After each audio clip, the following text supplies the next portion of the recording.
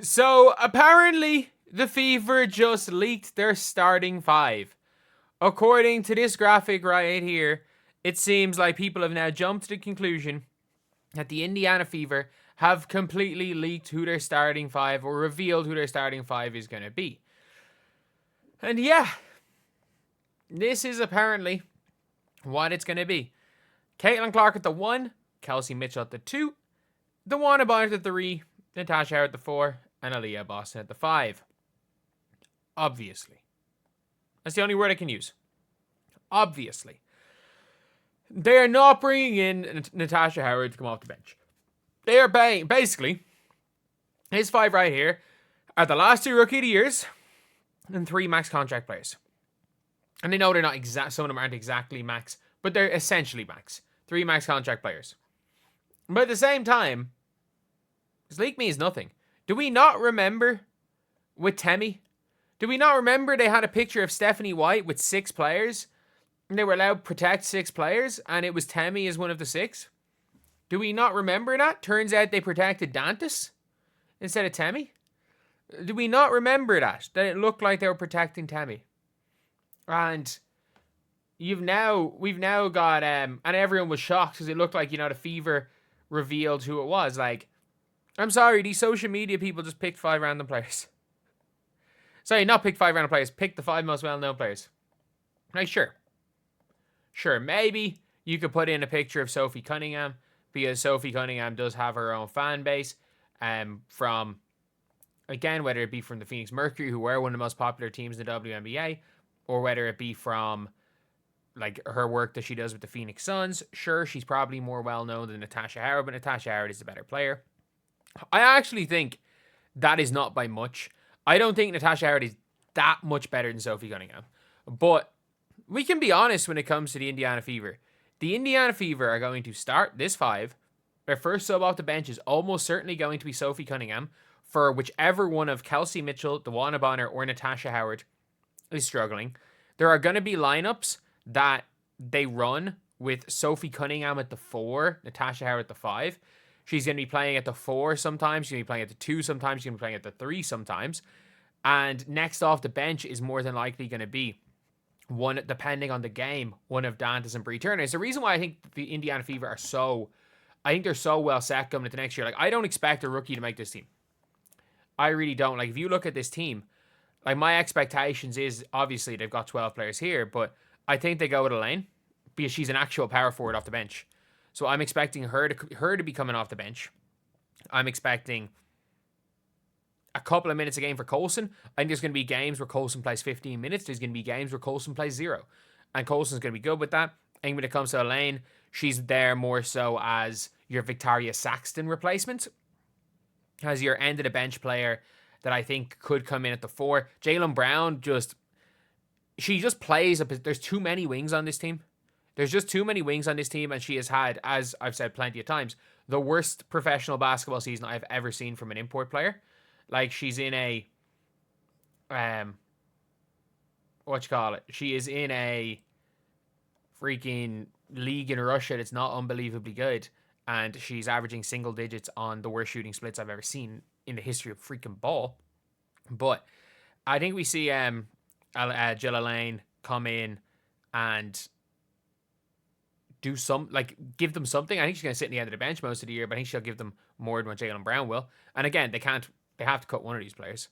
So Damaris Dantas is going to come in. I think Dantas versus Bree Turner literally just depends on the game.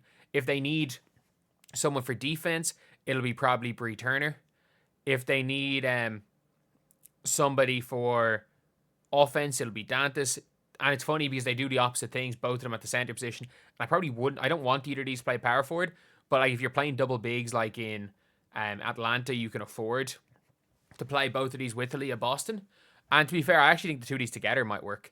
Like, if Dantas is power forward, Bree Turner basically has to be center. But yeah, so I do think we're going to see that. And I do think when it comes to Lexie Hull, her minutes are going to be sparing.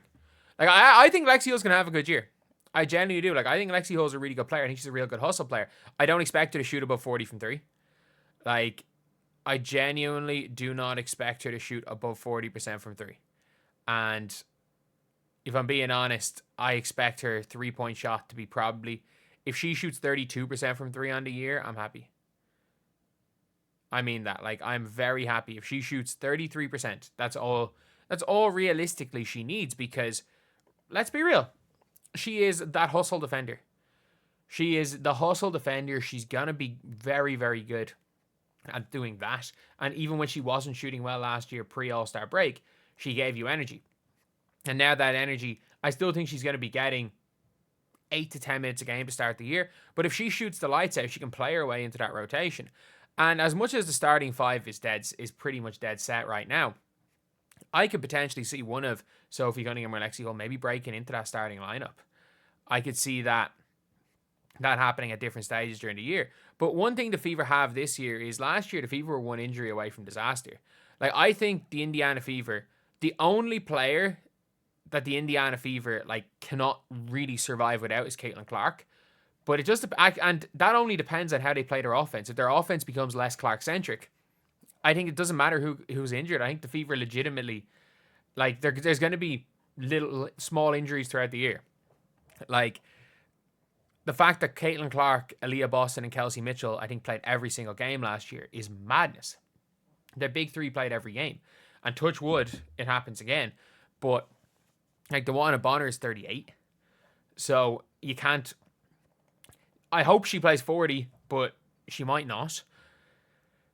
Bree Turner didn't play much last year. Damaris Dantas was injured to start last season.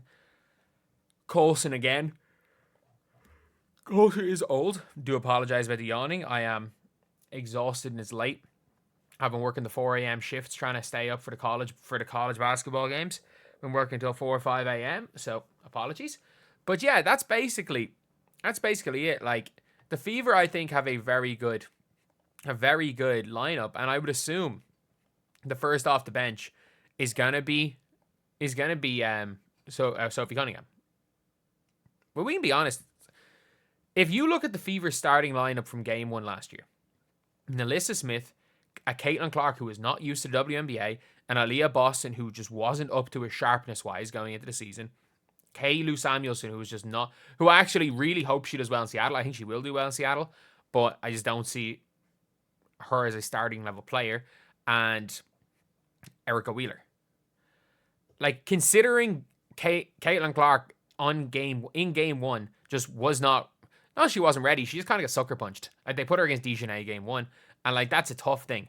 Like, that was a tough thing. Like, by in 15, she was the best point guard in the W, but by game 1, it was a tough adjustment period, and everyone has an adjustment period. People thought it was going to be a year or 2 for Caitlin, like it was for Breanna, or 3 years in Kelsey Plum's case, but turned out for Caitlin Clark, it was literally 10 games was the adjustment period. But I genuinely think Coulson, Hull, Cunningham, Dantas, Bree Turner would actually win versus last year's starting 5. Because obviously Kelsey Mitchell was injured. Erica Wheeler's Erica Wheeler. Caitlin Clark just wasn't ready, and she was playing shooting guard a lot of that game, let's be real. Aaliyah Boston was not great coming into the season, and Nalissa Smith was arguably their best player. Like, that's the craziness of that. And like, the Fever are so freaking stacked as a team. They are so stacked. And not only that, again, you've got Lexie Hull who knows she's gonna be, like, she knows she's a role player. She knows she might not play major minutes, but you know, her spot as a player in the league for a long time has been cemented. Like, Lexie Hull is going to be in the league for a long time. She played in Unrivaled. Her almost being out of the league. So her spot's cemented. She's going to play a role to win. So if Sophie Cunningham is the ultimate role player. Natasha Howard, just because of her running and how the motor she plays, but especially on the offensive end now, she's going to be very good. And you notice she can play defense. And Leah's in better shape than she started last season. And look, DeWanna Bonner is one of the 20 greatest players to ever play. So yeah, I'm really excited for what the Fever are doing coming into the season. But obviously, this is going to be a starting 5. But anyway, I'll see you guys.